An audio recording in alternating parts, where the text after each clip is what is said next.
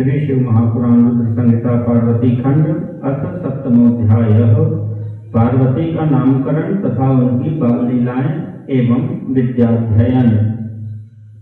ब्रह्मोवाच ततो मेना पुरः सा वै सुता भूत्वा महाद्युतिः चकार रोदनं तत्र लौकिकीं गतिमाश्रिता अरिष्टशय्यां परितः सद्विचारी सुतेजसा निशीथदीपा विहत्तत्विष्य आसन्नरं मुने। ब्रह्मा जी बोले, हे नारद, तदनंतर मैना के सामने महातेजस्वी कन्या होकर वे लौकिक गति का आश्रय लेकर रोने लगी। हे मुने, उस समय प्रसूति गृह की शैया के चारों ओर फैले हुए उनके महान तेज से रात्रि के दीपक शीघ्र ही कांतिहीन हो गए।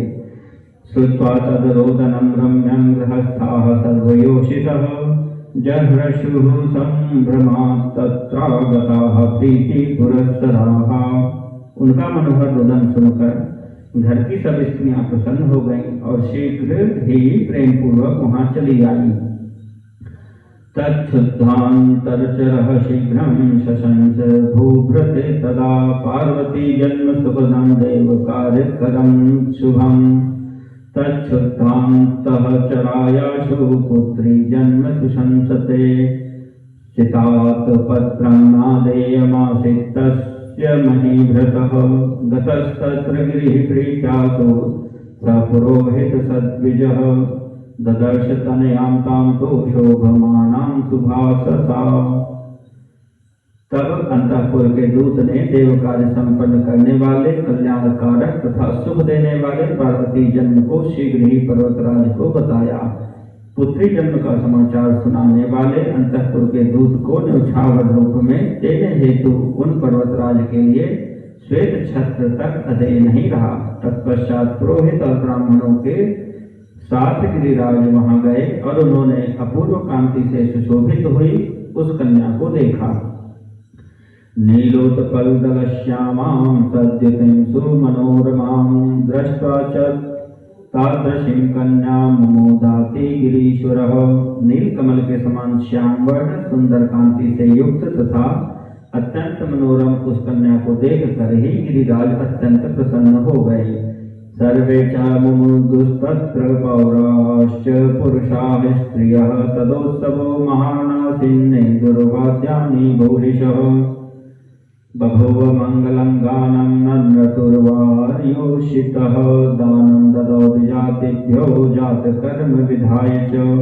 नगर में रहने वाले समस्त स्त्री एवं पुरुष परम प्रसन्न हुए। इस समय नगर में अनेक प्रकार के बाजे बजने लगे और बहुत बड़ा उत्सव होने लगा। मंगल गान होने लगा और वीरांगनाएं नृत्य करने लगी। गिरिराज ने कन्या का जातकर्म संस्कार कर द्विजातियों को दान दिया। अथ द्वारं समागत्य चकारसु महोत्सवं हिमाचलः प्रसन्नात्मा भिक्षुभ्यो द्रविणं ददौ। उसके बाद दरवाजे पर आकर हिमाचल ने महान उत्सव मनाया और प्रसन्न चित्त होकर भिक्षुकों को बहुत सा धन दिया। अथो शुभ मुहूर्तेस्मिन् हिमवान् मुनिभिः सह नामाकरो सुता यास्तु कालित्यादि सुखप्रदम्। तदनंतर हिमवान ने शुभ मुहूर्त में मुनियों के साथ उस कन्या के काली आदि सुखदायक नाम रखे। दानं ददौ तदा प्रीत्या द्विजेभ्यो बहुसादरम् उत्सवं कारयामास विविधं गानपूर्वकम्। इत्थं कृत्वोत्सवं भूरि कालीं पश्यन् मुहुर्मुहुः लेभे मुदं सपत्नीको बहुपुत्रोऽपि भूधरः। उन्होंने उस समय ब्राह्मणों को प्रेम तथा आदर पूर्वक बहुत सा धन प्रदान किया और दान पूर्वक अनेक प्रकार का उत्सव कराया। इस प्रकार उत्सव मनाकर बार बार काली को देखते हुए सपत्नी हिमालय अनेक पुत्रों वाले होने पर भी बहुत आनंदित हुए। तत्र सावव्रधे देवी गिरिजा गिरिराज ग्रहे शिवा गंगेव वर्षा समये शरदीवात चंद्रिका। एवं सा कालिका देवी चारुंगी चारुदर्शना दध्रे चारुदिनं रम्यां चंद्रबिंब कलामिव। देवी शिवा गिरिराज के घर में वर्षा के समय गंगा के समान तथा शरद ऋतु की चांदनी के समान बढ़ने लगी। इस प्रकार परम सुंदरी तथा दिव्य दर्शन वाली कालिका देवी प्रतिदिन चंद्रकला के समान शोभा युक्त हो बढ़ने लगी। कुलोचितेन नामना तां पार्वतीत्याजुहावहा बंधु प्रियां बंधुजना सौशील्य गुण संयुतां। सुशीलतादि गुणों से संयुक्त तथा बंधुजनों की प्रिय उस कन्या को कुटुंब के लोग अपनी कुल परंपरा के अनुसार पार्वती इस नाम से पुकारने लगे।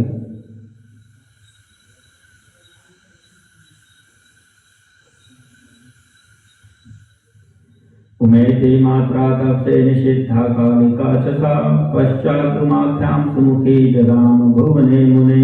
हे मुने, माता ने उन कालिका को उमा कहकर तपस्या करने के लिए मना किया था, अतः बाद में वे सुमुखी लोक में उमा नाम से विख्यात हुई। दृष्टि पुत्रवतोप्यद्रे तस्मिन् तृप्तिं जगामन अपत्ये पार्वतीत्याखे सर्व सौभाग्य संयुते मधोरनंत पुष्पस्य तेहि ब्रह्मरावलिः विशेष संगा भवति। सहकारे मुनीश्वर पुत्रवान होते हुए भी पर्वतराज हिमालय सर्व सौभाग्य युक्त उस पार्वती नामक अपनी संतान को देखते हुए तृप्त नहीं होते थे, क्योंकि हे मुनीश्वर वसंत ऋतु में नाना प्रकार के पुष्पों में रस होने पर भी भ्रमरावली आम के गौर पर ही विशेष रूप से आसक्त होती है। पूतो विभूषितश्चापि सर्वभूतया गिरिः संस्कारवत्यैव गिरामणिशिव हिमालयः। वे पर्वतराज हिमालय उस पार्वती से उसी प्रकार पवित्र तथा विभूषित हुए जिस प्रकार संस्कार से युक्त वाणी के से विद्वान पवित्र तथा विभूषित होता है। वे पर्वतराज हिमालय उस पार्वती से उसी प्रकार पवित्र तथा विभूषित हुए जिस प्रकार संस्कार से युक्त वाणी से विद्वान पवित्र तथा विभूषित होता है। प्रभाम हत्या शिखयेव दीपो भवनस्य च त्रिमार्गयेव सन्मार्गस् तद्वद गिरिजया गिरिः। जिस प्रकार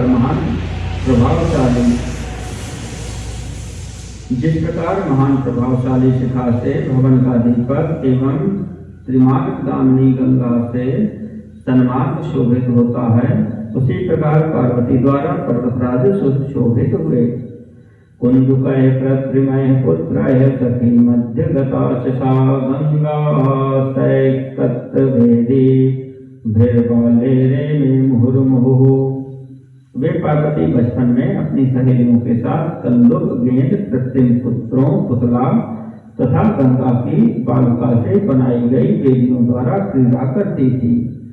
अथ देवी शिवा सा चोपदेश समये मुने पपाठ विद्या सुप्रीत्या यतचित्ता च सद्गुरोः प्राक्तना जन्म विद्यास्तां शरदीव प्रपेदिरे।